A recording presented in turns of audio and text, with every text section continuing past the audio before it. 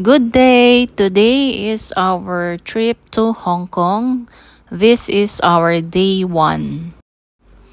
Our flight will be 9:45 a.m. pero syempre maaga tayo ngayon. Dito nga pala tayo sa Park and Fly. That's 250 per night. Yun ang rate nila. Pero as of June 1, 2025, ang sabi is 280 na daw. So, nag-increase na siya. I booked our flight pala sa HK Express. It's another low-cost budget airline ng Cathay Pacific. So, after immigration, punta muna kami dyan sa kapehan.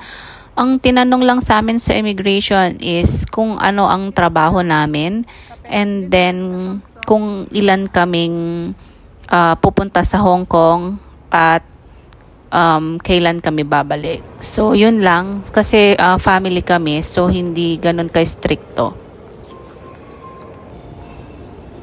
After coffee, punta na tayo sa boarding area. Pero along the way, may mga madadaanan dito na mga art pieces, artworks. So, yung may mahilig sa mga arts, so you can check it out kung nasa loob kayo ng airport. Ang maganda sa HK Express is based on our experience.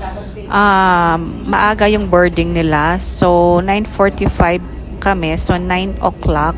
Pumasok na kami sa eroplano. And then, maaga rin kaming nakarating. Supposed to be is 12 p.m. yung aming landing. Pero, advance kami ng 30 minutes. Yung bridge na yan is Hong Kong-Macau or Macau-Hong Kong Bridge. So, kung pupunta ng Hong Kong or Macau, pwedeng dumaan dyan by bus. Yung travel time niya is 45 minutes.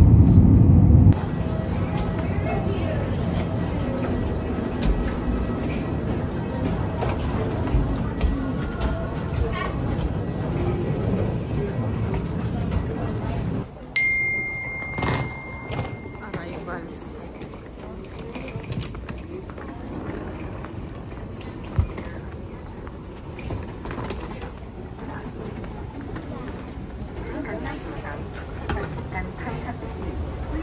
The handrail and stand clear of the edges. So, ayan. Pag-land namin sa Hong Kong is dumiretso kami ng immigration. Pero marami palang lalakaran papunta sa immigration. And then, after immigration, ang una namin ginawa is magwi-withdraw dapat ako sa ng Hong Kong dollar sa ATM, pero nakalimutan ko yung password ng GCash ko, so kailangan kong pang i-reset. And then bumili kami ng octopus card, 200 Hong Kong dollar yung pang adult, and then 100 Hong Kong dollar naman yung bata from 3 to 11 years old. Yon.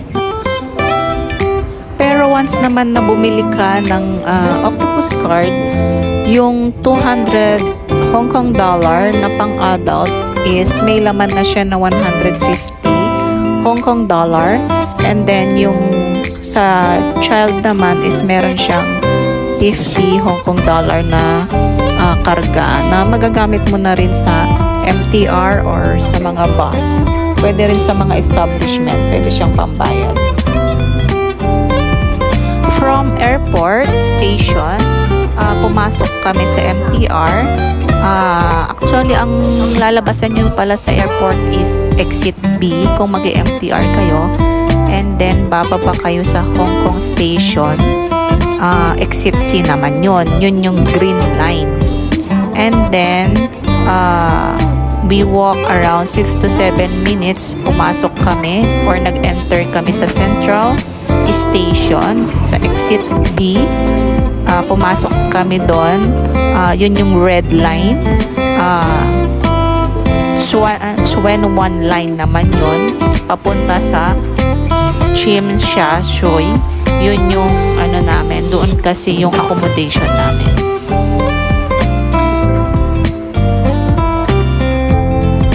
Yung day 1 namin, naglakad-lakad lang kami sa may Victoria Harbor kasi walking distance lang siya doon sa accommodation namin.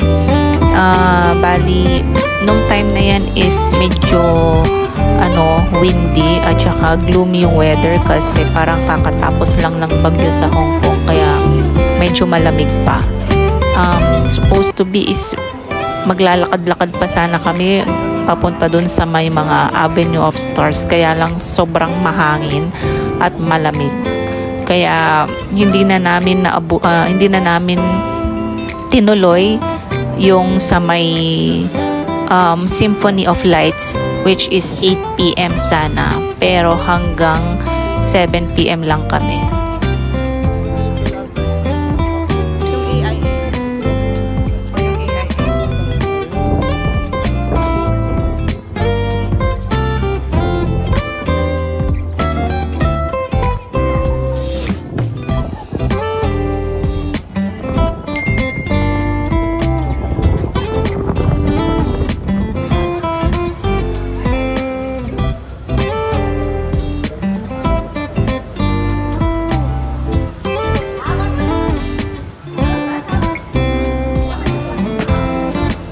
Madami din palang nag-o-offer dyan yung mga picture taking sa may Victoria Harbor. Tapos may mga nag-o-offer din dyan na mga sasakay doon sa parang cruise ship or boat.